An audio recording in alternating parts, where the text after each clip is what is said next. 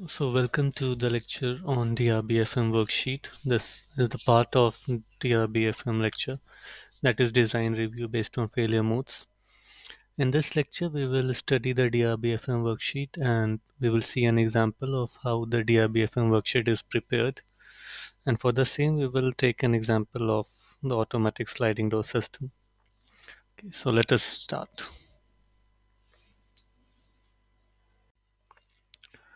Let us begin with the DRBFM worksheet itself. And the DRBFM worksheet can be divided into two parts, which I have divided in blue and orange color. So basically, the blue color consists of the part of the DRBFM worksheet which is individually done by the PIC who is executing the design change. And the orange colored part is basically the result of the discussion that the PIC does with all the expert members of the panel, that is in the design review of this change points. So let us first discuss the columns of this blue part. The first column is the change point, that is the changes that we have to incorporate in the system and the function to which the change point belongs. Once the change point and the function has been identified, then we have to list the failure modes which can arise due to these change points and all the concerns which can be the outcome of this change point has to be listed here, and the root cause of these failures, like how and why these failures can be occurring in the future if this change point is implemented, is listed here, and the impact of these root cause or the failures on the customer is listed, and a suitable design change countermeasure which can be proposed to counter the failures or the impact on customer is listed here. This is done by the PIC himself or herself. Once this section is prepared, then the PIC, basically the person in charge, calls for the design review meetings with the expert members who have already done these things, or basically a panel is made in which all the stakeholders are requested to join. And in that discussion, basically these design change countermeasures proposed by the person and the change points root cause are evaluated, and a corresponding countermeasure or recommended action for each failure or the root cause is tabulated here.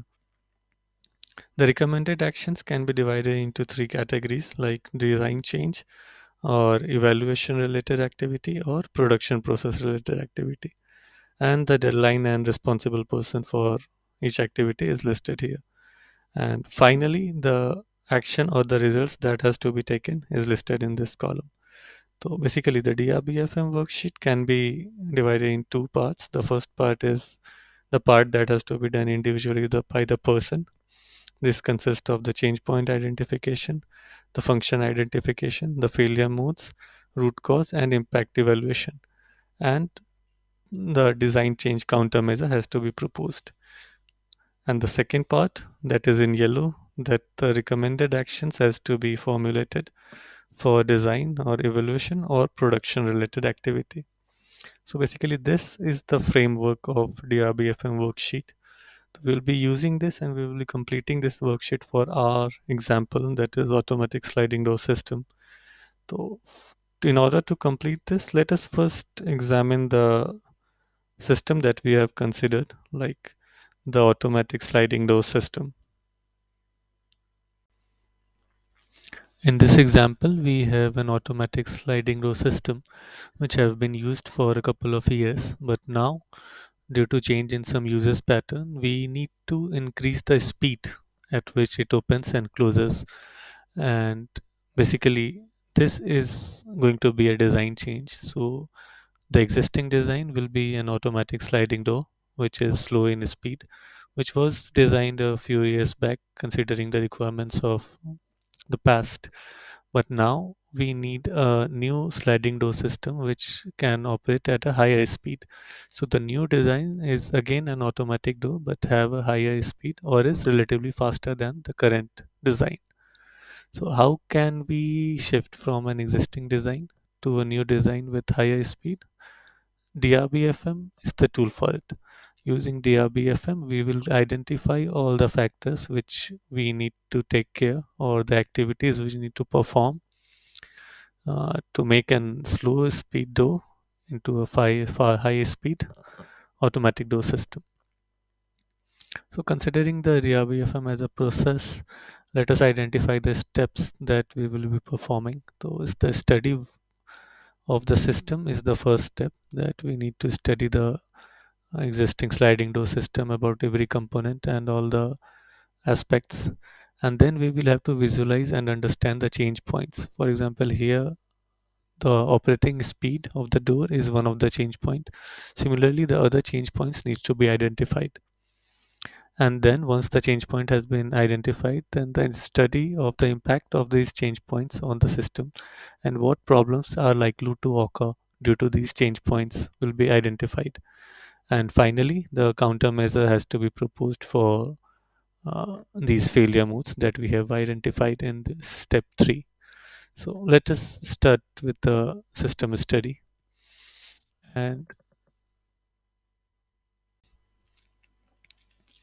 in this example, we will assume that our system is having following components, like there is an electric motor which is connected to the belt via pulley, and this belt is again used to drive the doors in open and closed state. There is a sensor which is used to detect the people coming or passing through it, and there is a controller which processes these controller and uh, give instructions for the motor. So here the system interact with the people or any moving object coming towards it. So considering this system, that assuming that these are the only components of our system, so what is the change point? The change point that is identified is the door speed. And what components are affected? Then all these components will be affected, like the door, its speed will increase, electric motor, pulley, belt, their rotation will increase, and the controller, as we have to increase the speed, there has to be some changes, and the people though which are passing through it. Now, evaluating the impact of the changes on each of these components, we will list one by one. Like the first, the component is listed, and the impact will be have is studied. Like the first component, that the door itself, that the impact is that sliding speed increases. And in these components, like electric motor, pulley, and belt, the speed of operation will be increased for higher speed of rotation. And similarly, for controller, the change point is software changes that we have to do. And people and moving object is the sixth component, which will interact with the increased door speed. Now, we need to identify the failure modes which can occur once these changes are put on the components. So the first failure mode that can be identified, for example, is that the continuous operation of motor at high speed, as we have listed here, that is speed of the operation range of electric motor is changing. So if the motor is operated at high speed that and continuously for throughout the day or for long hours, it may result in heating up of the motor coils. Since the motor is as in the current design, this electric motor was operating at a slower speed, and the slower speed was a safe speed because it has been operated for a long and there is no report of failures. But if we are increasing the operation speed, then we do not have any certainty that the motor will continue to operate or the durability will remain same. So this will become one of the failure modes, that we may end up in heating up of motor coils or impacting the durability of motor coils, and the motor may even fail before the warranty period is over. So the first failure mode is identified. The second failure mode that can be seen is that the initial torque needed to ramp up the speed from zero to a higher speed may again damage the rotating components like pulley or the belt. Like if the pulley and the belt was designed only to uh, operate at a certain initial torque or the overall torque which the system was operate is already operating, then a higher torque may result in the breakdown of this belt or pulley. So in this way we have to identify the negative impact of the change points in all these components. And once all these impacts are evaluated, then finally this DRBFM worksheet is used and this is filled by the person. So like in this example, we can see that here the failures have already been listed. We will go through it one by one. The first change point is the change point of motor speed. That is, motor speed is increased from a low speed to high speed. And the function of this motor is to produce rotating motion for the doors. And the concern due to this change point is that the component may break down due to high heat or high temperature inside the motor. And the heat generation is caused due to high input current inside the coils. And basically, the coil is given a high amount of current for higher speed, and due to high current there would be a increase in temperature, and the continuous operation at high current may lead to a motor temperature which has crossed the safety thresholds of the motor. And this will have a customer impact of like the component will be damaged and the customer will have to incur the cost of the motor if the replacement is needed. So the cost of will be there for the customer. And now we finally come to the last column of this blue section of DRBFM worksheet, that the countermeasure for this failure mode. And here the countermeasure that the person has suggested is a temperature dependent operating speed. Like for example, we initially programmed the motor to operate at higher speed to increase the opening and closing speed of the doors. But in case we found that the temperature of the motor has increased to a certain threshold, then we can reduce the speed, which will be optimum operating speed for that particular temperature. So, in case the motor temperature has gone high, we will reduce the speed, and as soon as the motor temperature comes back to normal, we will again come back to the normal speed, that is the desired speed. So, in this way, we can avoid this failure. So this is how the point is tabulated in this DRBFM worksheet, that you first tabulate the change point, its function, the failure modes, the root cause, impact on customer, and how will you remove this failure from the system, or what countermeasure needs to be taken to avoid this failure mode. So this was our first point. Coming to the second point, that is the door speed. The change point is that the door will be moving at a higher speed. And what concern can it have? So it can have a human injury. If, for example, if it is closing and somehow someone gets in contact with the door, then he may got hit by the door. So the root cause is high closing speed, and the impact on the customer will be an injury. So there has to be some design countermeasure thought. So in this case we can have a closing speed to remain same as before. Like what we are doing is that we will increase the opening speed of the door, but the closing speed should remain what it is now, so that the new injury case, or since that we assume that at present there has been no case reported of human injury at the present speed, so we will maintain that speed in order to avoid any uh, such injury consequences in future. And coming to the second failure mode, which is related to the door speed itself, is noise or vibration due to movement. The root causes that increased speed will be leading to more vibration and noise. But since it is not having much impact on the customer, we can remove this countermeasure point for this particular noise vibration concern. So no action is needed for this point. So this was our second change point and the concerns. Now moving to the third point, that the torque or RPM of the rotating components will be increasing, and the concern point is component failure of the pulley and belt, etc.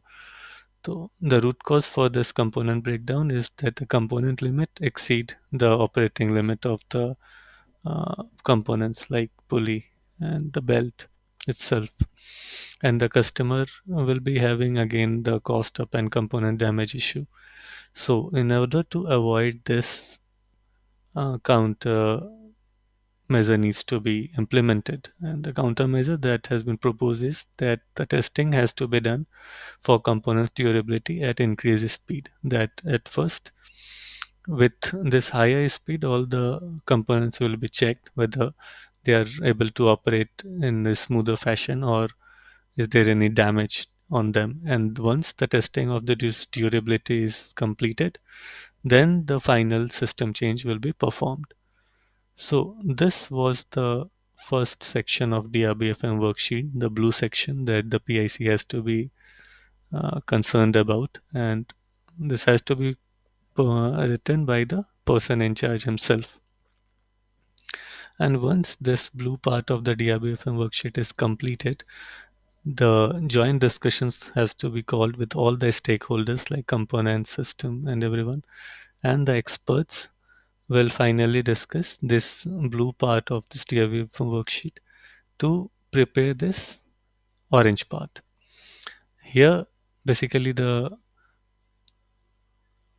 points listed in these blue section by the PIC will be discussed, and finally recommended actions will be proposed. So in our case, we have two design related activities like temperature dependent operating speed. This will be implemented in the controller, and the closing speed to remain same as before. This will again be a part of the software. These two are needed for our first and second concerns. And in the third concern, where we have listed that the testing has to be done for the component's durability at increased speed, will come under evaluation. Like these are design related activities, and this is evaluation related activity, basically a testing activity. So the testing activity will be listed in these columns. And once these activities are listed, the deadline and responsible person will be tabulated. And finally, the actions will be tracked. So this was the DRBFM worksheet prepared for our automatic sliding door system. And this is how it is done. Basically, this was one demo of preparing a DRBFM worksheet. Maybe this was helpful to you. And in case you have any doubt, you can comment in the video. So thank you. Please have a happy learning.